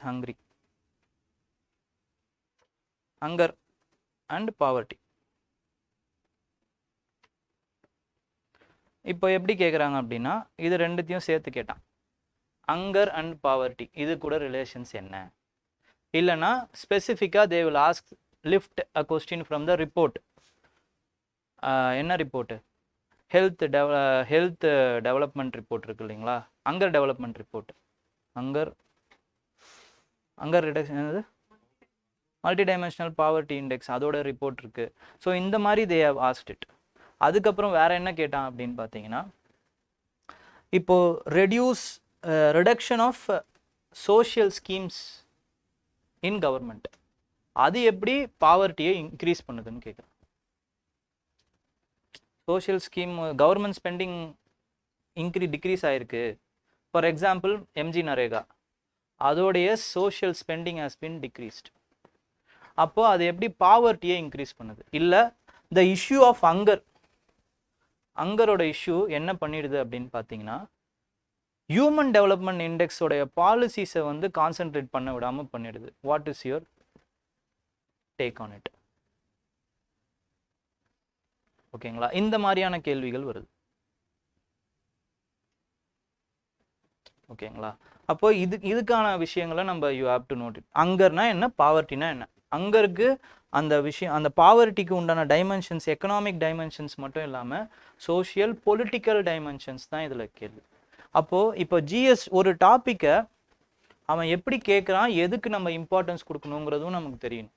for example, if they have asked in GS2, you have to give more importance to political angle. ஒரு 5 பாயிண்ட் எழுதுறீங்கன்னா ஒரு 3 பாயிண்ட் பொலிட்டிக்கல் ஆங்கிளில் எழுதணும். அதுக்கப்புறம் சொசைட்டியல் அண்ட் எக்கனாமிக் ஆங்கிள் அடுத்தடுத்து வரலாம். இதே GS1ல கேட்குறாங்க அப்படின்னா you have to give more importance to the societal angle. ஏன்னா society GS1 is the societal ஆங்கிளில் யூ ஹாவ் டு ரைட். இப்போ அதே GS3ல கேட்குறாங்கன்னா economic angle you have to give more importance. அந்த ஒரு கொஸ்டின் வந்துச்சு. For example, food processing unit. Food processing unit is the most important topic in GS3. most important topic. ஒவ்வொரு வருஷமும் ஒரு கொஸ்டின் வரும் நீங்கள் எடுத்து பார்த்தீங்கன்னா. But in 2020 I think they have asked food processing industry in GS1. அப்படி கேட்பாங்க அவங்க. ஓகேவா? அப்போ என்ன பண்ணுறாங்க அப்படின்னா, they are asking about the geographical angle of the food processing industry. So you have to note it down that also. அந்த மாதிரி எழுதணும். geographical angle நிறைய இருக்கணும். GS1ல 2015லேயே என்ன கேட்டாங்க அப்படின்னா வந்து பொல்யூட்டிங் இண்டஸ்ட்ரீஸ், அதாவது வந்து பொல்யூஷன், சிட்டிஸ் அண்ட் பொல்யூஷன்ஸ் பற்றி கேட்டாங்க. அது என்விரான்மெண்ட் தான், ஆனால் ஜாகிரபிக்கல் ஆங்கிளில் கேட்டாங்க. என்னென்னா டெல்லி, அப்புறம் வந்து சென்னை, இதெல்லாம் வந்து பொல்யூட்டிங் சிட்டிஸ் தான். ஆனால் மும்பை அண்ட் சென்னைலாம் பொல்யூஷன் நிறைய இருக்குது, ஆனால் டெல்லியில் அதுக்கும் மேலே இருக்குது. What is the reason? ஓகேங்களா? ஸோ இந்த மாதிரியான கேள்விகள் நிறைய. அப்போ இதை வந்து GS3ல கேட்டிருந்தா என்விரான்மெண்டல் ஆங்கிளில் we have to write. But GS1ல கேட்கறதுனால அதோட ஜாகிரபிக்கல் ஆங்கிள் தான் நீங்கள் ஃபர்ஸ்ட் பாயிண்டாவது அட்லீஸ்ட் நீங்கள் கொடுக்கணும். ஃபர்ஸ்ட் பாயிண்ட்டாக அதை தான் கொடுக்கணும், ஜாகிரபிக்கல் ஆங்கிள் தான் கொடுக்கணும். இதே 1919 ஆக்ட் வந்து ஹிஸ்ட்ரியில் கேட்டாங்கன்னா அதை வேற மாதிரி எழுதணும். 1935 ஆக்ட் கேட்டாங்கன்னா அதை வேற மாதிரி எழுதணும். ஃபர்ஸ்ட் எடுத்த உடனே காந்தி என்ன சொன்னாருன்னு ஆரம்பிக்கணும், இல்லை நேரு என்ன சொன்னாருன்னு ஆரம்பிக்கணும். இட் இஸ் அவர் என்ன சொல்லியிருப்பாரு அப்படின்னா, 1935 act is nothing but what to say, perfect engine with all பிரேக்கோ ஏதோ சொல்லியிருப்பார். A car which has all brakes with no இன்ஜினோ ஏதோ சொல்லியிருப்பார். ஓகேங்களா? இந்த மாதிரி ஃபர்ஸ்ட் ஆரம்பிக்கணும். காந்தி இல்லை நேரு இந்த மாதிரி சொல்லியிருப்பார். அதே மாதிரி காந்தி என்ன சொல்லியிருப்பாரு கிரிப்ஸ் மிஷனில் வந்து என்ன சொல்லியிருப்பாருன்னா, post dated cheque given by a sinking பேங்க்னு சொல்லியிருப்பாரு. இந்த மாதிரி ஒரு கோட்ஸ் வச்சு you can start or quotes வச்சு யூ கேன் எண்ட். GS1ல இதில் லா கமிஷனு, அதே மாதிரி இப்போ பாவர்ட்டி இதெல்லாம் வருதுன்னா SDGக்கு போயிடுங்க, SDG கோல்ஸ் வச்சு முடிங்க. ஓகேங்களா? ஒரு மாதிரியா இருக்கும் இப்போ மண்டை கிண்டெல்லாம், என்ன இது ஏதோ சொல்றாரு ஒன்றும் புரியலையே அப்படின்ட்டு. பட் 100 நாளைக்கு அப்புறம் ஓரளவுக்கு உங்களுக்கு தெளிவாயிடும். ஓகேங்களா? At least I can give you confidence in GS2ல நான் வந்து அட்லீஸ்ட் நான் என்ன பண்ணலாம் அப்படின்னா, இந்த பாயிண்ட்லாம் சொல்லியிருக்கேன்ல, இதுக்கான ஒரு நோட்ஸை ஐ கேன் மேக் இட். நோட்ஸை நான் உங்களுக்கு கொடுத்துட்றேன். அதுக்கப்புறம் அதில் நீங்கள் வேல்யூ ஆட் பண்ணுறது, கரண்ட் அஃபேர்ஸை சேர்க்கறது, அப்புறம் மெயின்ஸ்க்கு ஆன்சர் ரைட்டிங் எழுதி பார்க்குறது, அதை மேம்படுத்துறது எல்லாமே உங்ககிட்ட. கத்தியை உங்ககிட்ட கொடுத்துட்றேன், ஷார்ப் பண்ணிவிடுங்க. That's all. Okay, next issues in poverty இதெல்லாம் வந்து நம்ம சமாளிச்சுட்டு பார்த்தோம் அப்படின்னா, next welfare. welfare schemes by the government. Government is nothing but center and state for the vulnerable sections.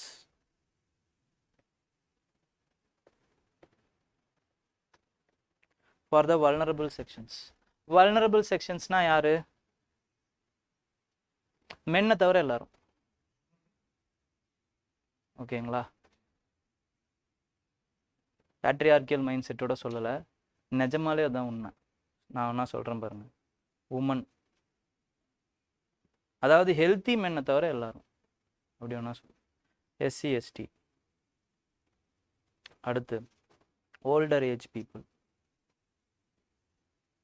children, transgenders, அடுத்து disabled. அப்போ நெகட்டிவாக யார் இருக்காங்க? அப்போ இவங்களுக்கு மேம்படுத்துகிற எல்லா ஸ்கீம்ஸுமே வந்து வல்னரபிள் செக்ஷன் ஸ்கீம்ஸ். அப்போ ப்ரிசைஸாக அவங்க எப்படி கேட்குறாங்க அப்படின்னு பார்த்தீங்கன்னா, டிசபிலிட்டி ஆக்ட் பற்றி கிரிட்டிசிசம் என்னன்னு கேட்டான் ஒரு வாட்டி. அடுத்து எப்படி கேட்கலாம், டிரான்ஸ்ஜெண்டர் ஆக்டோடைய கிரிட்டிசிசம் என்னன்னு கேட்கலாம். ஓல்டர் ஏஜ் பீப்புளுக்கு எப்படி வந்து நம்மளால் வந்து இன்க்ளூசிவ் ஆக்சசபிலிட்டி கொடுக்க முடியும்னு கேட்கலாம். அப்போ அதை கவர்னன்ஸோட லிங்க் பண்ணலாம். ஓகேங்களா? இதெல்லாம் கவர்னன்ஸ் டாப்பிக்கோட லிங்க் பண்ணுறதுக்கு நிறைய வாய்ப்பு இருக்குது. ஓகேங்களா? ஸோ இது அதுக்கப்புறம் வெல்ஃபேர் ஸ்கீம்ஸோடைய அதோடைய ப்ராசஸ் இல்லைன்னா அதோடைய அசஸ்மெண்ட், இதுதான் கொஸ்டினே, ப்ராசஸ் அண்ட் அசஸ்மெண்ட். ஓகேங்களா? அண்ட் தென் இது இல்லாமல் laws, bodies, mechanisms which are in place for the betterment of this vulnerable sections. அப்போ லாஸ் என்ன, பாடிஸ் என்ன அப்படின்னு பார்த்தீங்கன்னா ஹியூமன் ரைட்ஸ், அதோடையும் சேர்த்து நீங்கள் பார்க்கணும். வல்னரபிள் செக்ஷன்ஸோடைய பாடிஸ், அப்போது ஹியூமன் ரைட்ஸ் கமிஷன் மட்டும் இல்லை, உமன் கமிஷன் இருக்குது. அதுக்கப்புறமா வந்து எஸ்சி எஸ்டிக்கு ஓபிசி கமிஷன் இருக்குது, எஸ்சி எஸ்டி கமிஷனும் இருக்குது. ஓகேங்களா? இது எல்லாத்தையும் சேர்த்து நீங்கள் பார்க்கணும். இவங்க என்ன பண்ணியிருக்காங்க, மெக்கானிசம் என்ன இருக்குது, இவங்களோட பெட்டர்மெண்ட்டுக்கு என்னென்ன மெக்கானிசம் இருக்குது. ஓகேங்களா? இதோட சேர்த்து நீங்கள் you have to read. Next இதெல்லாம் எதுவுமே இதை எப்படி மேம்படுத்துறது, த்ரூ கவர்னன்ஸ். இப்போதான் கவர்னன்ஸ் பார்ட்டே வரீங்க. கவர்னன்ஸில் ரொம்ப இம்பார்ட்டண்ட் என்ன அப்படின்னு பார்த்தீங்கன்னா, ஆஸ்பெக்ட்ஸ் ஆஃப் கவர்னன்ஸ் அவங்க வந்து கொஸ்டின் இதில் இருக்கு. Aspects of governance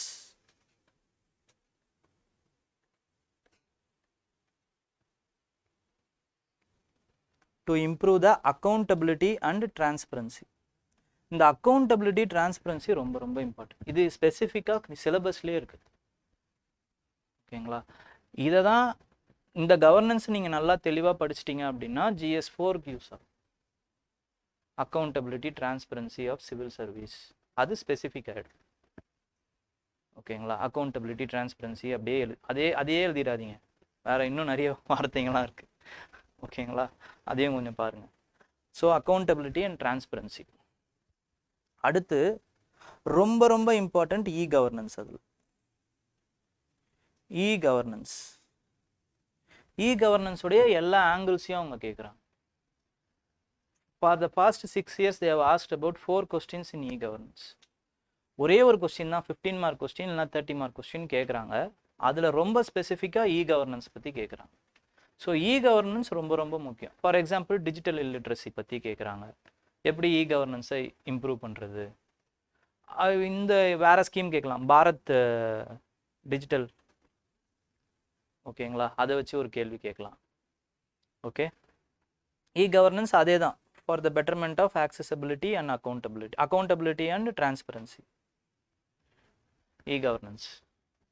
Then there is another specific topic which is citizens charter. 10 yearsல 2 வாட்டி கேட்டிருக்காங்க. citizens charter, their mechanism, issues and mechanism, that's all.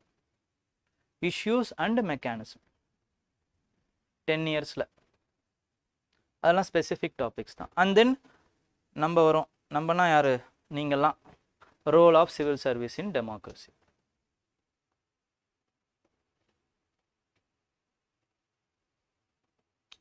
இதுவும் ஒரு ஸ்பெசிஃபிக்கான டாபிக். இதுவும் ரொம்ப இம்பார்ட்டண்ட் இந்த வருஷம். ஏன்னா 2 இயர்ஸ்க்கு முன்னாடி கர்மயோகின்னு ஒரு மிஷன் வந்து லான்ச் பண்ணாங்க. அதை பற்றி கொஸ்டினே வரல. ஓகேங்களா? எப்படி வந்து உக்ரைன் ஃபிலிம்ஸில் 2 வருஷம் கழிச்சு கேட்டானோ அதே மாதிரி கர்மயோகியை 3 வருஷம் கழிச்சு கேட்கறதுக்கு வாய்ப்பு இருக்குது. இந்த வருஷம் ரொம்ப இம்பார்ட்டன்ட். இந்த வருஷம் கேட்கணும்னா அடுத்த வருஷம் இம்பார்ட்டன்ட். அவ்வளோதான். ஓகேங்களா? நெக்ஸ்ட்டு, ஸோ இது வரைக்கும் உங்களுடைய இந்த polity, social justice and governance part over.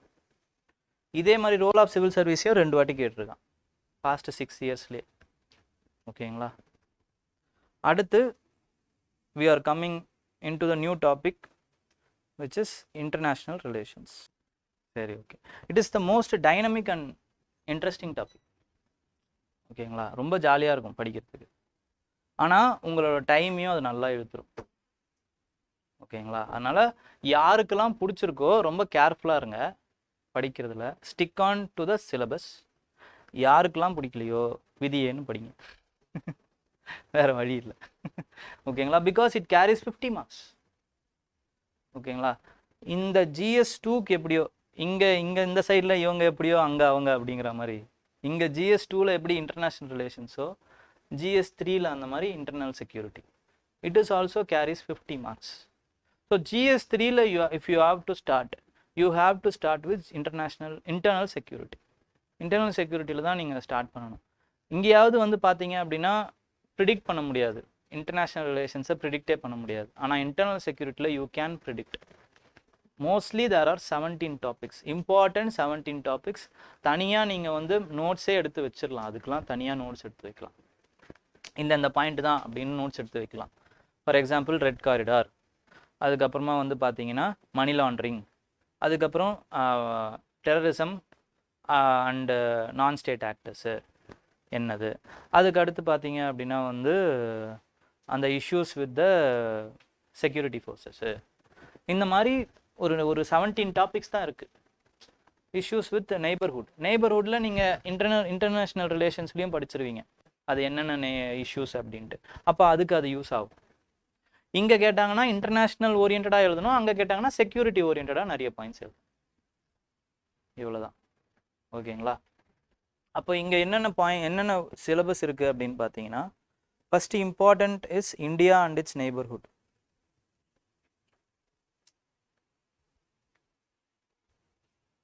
Relations,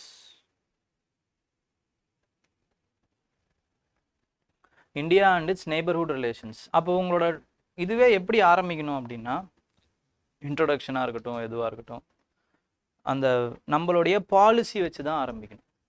neighbourhood first policy, இப்படி தான் ஆரம்பிக்கணும் நம்மளோட இன்ட்ரொடக்ஷன்ஸ். பாலிசிஸ் வச்சு மோடி டாக்டரின் அப்படிலாம் சொல்லுவோம்.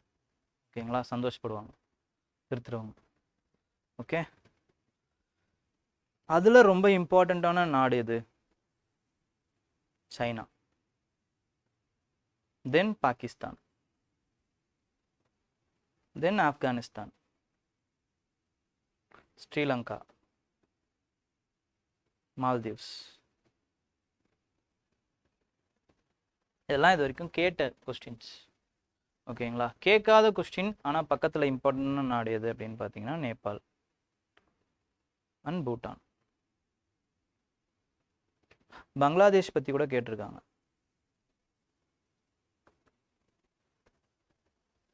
ஓகேங்களா? நேபாள் பூட்டான் பற்றி தான் கேட்கல. Okay, but you have to note it every important aspects. Nepal பற்றியும் தெரிஞ்சுக்கணும், பூட்டான் பற்றியும் தெரிஞ்சுக்கணும், பங்களாதேஷ் பற்றி ரொம்ப இம்பார்ட்டண்ட்டாக தெரிஞ்சுக்கோங்க. இந்த வாட்டி இம்பார்ட்டண்ட்டாக எது இருக்குது அப்படின்னு பார்த்தீங்கன்னா, சைனா எப்பயுமே ஹாட் டாபிக் தான். சைனா எப்பயுமே you have to note it. China ஏன்னா நம்மளோட சிந்தனை, செயல், மூச்சு எல்லாமே பாகிஸ்தான்னு நம்ம நினைப்போம், ஆனால் சைனா தான். ஓகேங்களா? China specific policies. Okay, next என்ன இருக்குது அப்படின்னு பார்த்தீங்கன்னா bilateral, regional, global,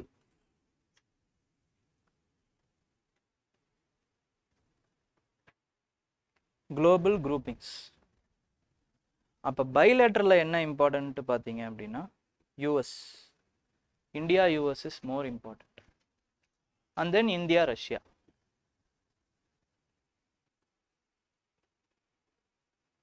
India US, India Russia, Japan, Africa. Next of late Australia ரொம்ப இம்பார்ட்டண்ட்டாக பேசுகிறாங்க, ஆஸ்திரேலியா பேசுகிறாங்க.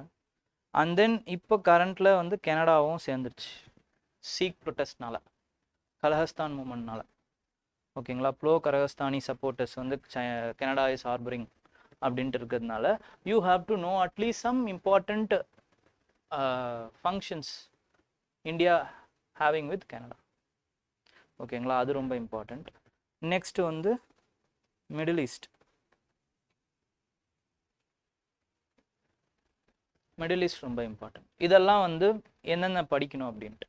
அடுத்து ரீஜனலில் பார்த்தீங்க அப்படின்னா ரீஜனல் குரூப்பிங்ஸ் I2U2, அக்வஸ், இதெல்லாம் அவங்க கேட்டிருக்காங்க. இந்த மாதிரி கேட்கறதுக்கு நிறைய வாய்ப்பு இருக்குது. இந்த வாட்டி பிரிக்ஸ் கேட்கறதுக்கு நிறைய வாய்ப்பு இருக்குது.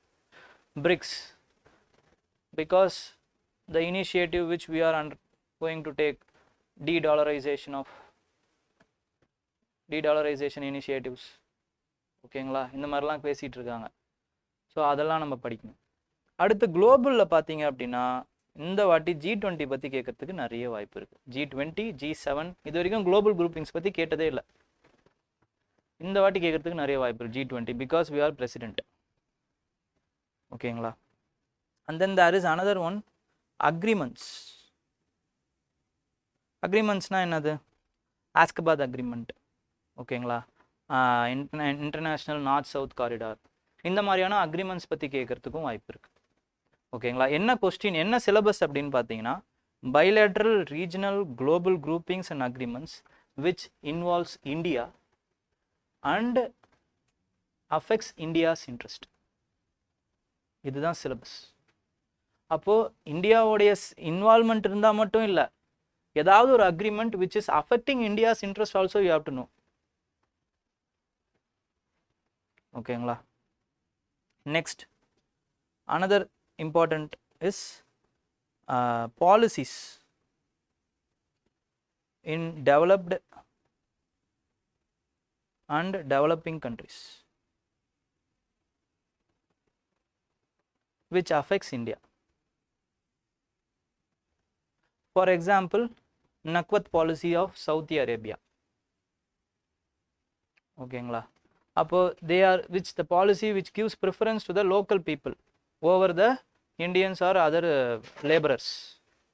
அப்போ அது எப்படி இந்தியாவுடைய ட்ரேடை வந்து பாதிச்சுது, இல்லைனா அதோடைய வாழ்வாதாரத்தை எப்படி பாதிக்குது, இந்தியன்ஸோடைய லைவ்லிவுட்டை எப்படி பாதிக்குது, இந்த மாதிரியான ஆங்கிளில் வி கேன், இல்லைனா வந்து அவங்க கொஸ்டினே கேட்கலனாலும் நம்ம அதை எடுக்கலாம். What are all the developing countries policies, ஜென்ரலாகவும் கேட்கலாம் அவன். பாலிசிஸ் which are affecting இந்தியானா இந்த ஆங்கிளில் நீங்கள் இதை எழுதலாம். எக்கனாமிக் ஆங்கிளில் மிடில் ஈஸ்ட் சவுதி அரேபியாவோட இந்த பாலிசியை நீங்கள் எழுதலாம். அதுக்கப்புறமா வந்து ஹிஸ்டாரிக்கல் அந்த டெவலப்பிங் கான்டெக்ஸ்டில் நாட்டோட டெவலப்மெண்ட் என்ன, நாட்டோட டெவலப்மெண்ட்டால் தான் வந்து எக்ஸ்பேன்ஷனால தான் உக்ரைன் ரஷ்யா வாரே வந்திருக்கு. இப்போ இதனால் இந்தியாவோட பாதிப்பு என்ன, இதெல்லாம் தான் பாலிசிஸ். நமக்கு தெரிஞ்ச பாயிண்டாக தான் இருக்கும், but you have to think on those lines. ஓகேங்களா, ரொம்ப பேர்ட்ஸ் ஐ வியூவில் கேட்டாலுமே எல்லா பாயிண்ட்டையுமே சுருக்கி ஒரே ஆன்சராக எழுத தெரியணும். ஒவ்வொரு பாயிண்ட்டாக கேட்டாலுமே விரித்து அதை பெருசாக எழுத தெரியணும். ஓகேங்களா, இது ரெண்டுத்தையுமே கற்றுக்கோங்க. அடுத்து இன்டர்நேஷ்னல் ஆர்கனைசேஷன்ஸ், அது ரொம்ப important. For example UNESCO, WTO, IMF. ஓகேங்களா, ஸோ இந்த மாதிரியான கேள்விகள் கேட்குறாங்க. யுனெஸ்கோ அதில் ரொம்ப இம்பார்ட்டன்ட், 2 வாட்டி கேட்டிருக்காங்க. WTOவும் இம்பார்ட்டன்ட்.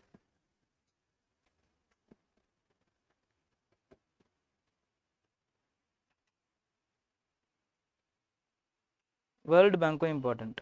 இதை வந்து மைக்ரோ ஃபைனான்ஸ் இன்ஸ்டிடியூஷன் கேட்டிருக்காங்க. ஓகேங்களா? ஸோ இதெல்லாம் தான். இப்போ இதுக்கு எப்படி ஆங்கிள்ஸ் ரெடி பண்ணுறது அப்படின்னு பார்த்தீங்கன்னா 4C மாடல்னு சொல்லுவாங்க. கோஆப்ரேஷன்,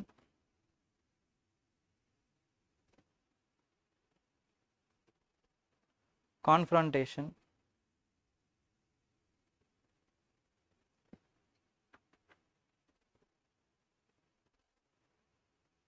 கோஆர்டினேஷன்,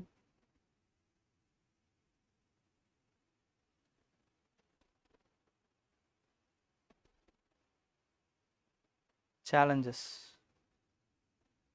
ஸோ இந்த மாதிரி ஆங்கிள்ஸ் நீங்கள் யூ கேன் மேக் இட்.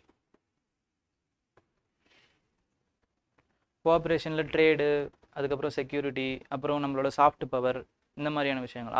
அதுக்கப்புறம் டு பி ப்ரிசைஸ் இதில் ஒரே ஒரு விஷயந்தான் வந்து என்ன பண்ணலான்னா, நான் சொன்னல பேசிக் ஸ்ட்ரக்சர் மாதிரி, அதுக்கப்புறம் டிவாலுவேஷன் ஆஃப் பவர்ஸ் மாதிரி இதில் ஒரு டாபிக் இருக்குது. என்னன்னு பார்த்தீங்கன்னா இந்தியன் டயஸ்போரான்னு தனியாக இருக்குது. அதை we can make notes. இதுக்கு மட்டும்தான் தனியாக இருக்குது. மற்றபடி அவன் கேட்ட கேள்விக்கு, அவன் கொடுத்துருக்க போர்ஷனுக்கு அவன் என்ன வேணாலும் கேட்கலாம். இந்தியன் டயஸ்போரா பற்றி அவன் வந்து ஸ்பெசிஃபிக்காக கேட்கலாம். ஓகேங்களா? அதை 2 வாட்டி கேட்டிருக்கான். For the past 6 years he has asked Indian diaspora. ஓகேங்களா? 2 வாட்டி கேட்டிருக்கான். So this is the what to say, இதுதாண்டா கம்ப்யூட்டருங்கிற மாதிரி. This is GS2. GS2வில் உங்களுக்கு ஒரு ஐடியா கிடச்சிருக்கும், ஆனால் குழப்பமாகவும் இருக்கும். எனக்கு நல்லா புரியுது. ஓகேங்களா? இது எப்படி பண்ணுறது, என்ன ஏது அப்படின்ட்டு. I will cover at least basic structure,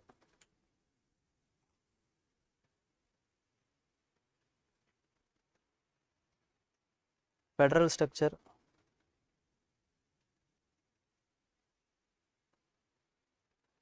separation of power, basic structure, federal structure, separation of power, local self government. Okay, pressure groups, SSG, NGO, salient features of Representation of People Act,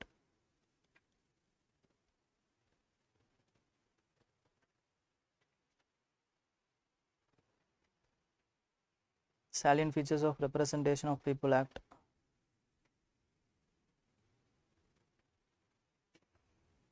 and then poverty and hunger,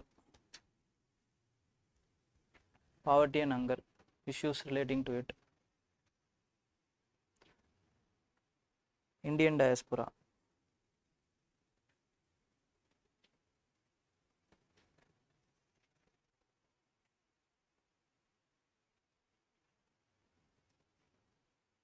election commission,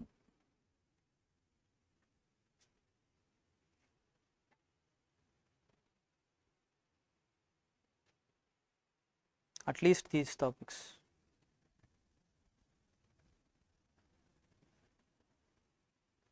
Vastly.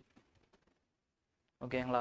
For example இப்போ பேசிக் ஸ்ட்ரக்சர்னு எடுத்துக்கிட்டிங்கன்னா ஒரு மணி நேரம் போகும் class, உங்களுக்கு notes கொடுத்து உங்களுக்கு புரிய வச்சு எல்லாத்தையும் பண்ணுறதுக்கு. ஸோ இந்த மாதிரி I will take these topics, at least I will finish this in 12 classes.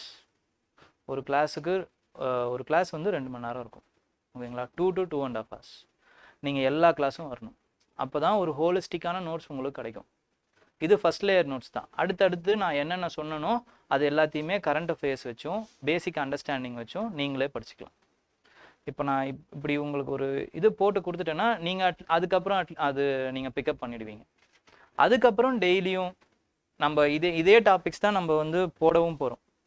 அதுக்கு நீங்கள் என்ன பண்ணலான்னா அட்லீஸ்ட் நம்ம மதியம் சாயங்காலம் வந்து கொஸ்டின் கொடுப்போம். அந்த question is most probably previous year question. அதுக்கு கண்டென்ட்டை தேடுங்க, படிங்க, நல்லா புரிஞ்சுக்கோங்க, அப்புறம் எழுதுங்க. அப்புறமாவே எழுதுங்க, ஒன்றும் பிரச்சனை இல்லை. ஃபஸ்ட்டு கண்டென்ட்டை ஏற்றிக்கோங்க. அப்புறம் இந்த 100 நாளுக்கு அப்புறம் என்ன ஆகும் அப்படின்னு பார்த்தீங்கன்னா, இந்த மாதிரி எழுதிக்கிட்டே இருக்கும்போது ப்ரிசைஸ் ஆன்சர்ஸ் உங்களுக்கு கிடைக்கும் ப்ரீவியஸ் இயர் கொஸ்டின்ஸ்க்கு. அதையுமே வச்சுக்கோங்க ஃபார் ரிவிஷன். அது இல்லாமல் புதுசாக ஆன்சர்ஸ் எழுதிக்கிட்டே இருங்க. அப்போ என்ன பண்ணக்கூடாதுன்னா திருப்பி படிச்சுட்டு எழுதக்கூடாது. ரெசிடியூவல் மெமரியில் இருக்கிறத எழுத பார்க்கணும். கொஞ்சம் கொஞ்சமாக இம்ப்ரூவ் பண்ணணும். ஃபஸ்ட்டு எடுத்த உடனே நம்மளால் போக முடியாது. ஃபஸ்ட்டு பேலன்ஸ் பண்ண கற்றுக்கோங்க, ஓகேங்களா? அப்புறமா தான் ராக்கெட் ஓட்டணும். Okay, just C. இந்த ப்ராசஸ்லேயே இருக்கு. இதுக்கு பேர் தான் இந்த ப்ராசஸ்லேயே இருக்கிறது, ஓகேங்களா? சும்மா படிச்சுட்டே இருக்கிறது இந்த ப்ராசஸில் இருக்கிறது கிடையாது, ஓகேங்களா? ஸோ GS2 நான் என்ன சொல்ல வந்தனோ அதெல்லாம் முடிஞ்சிருச்சு. Any doubt you can ask. 14லேருந்து தான் கிளாஸஸ் ஆரம்பிக்குது.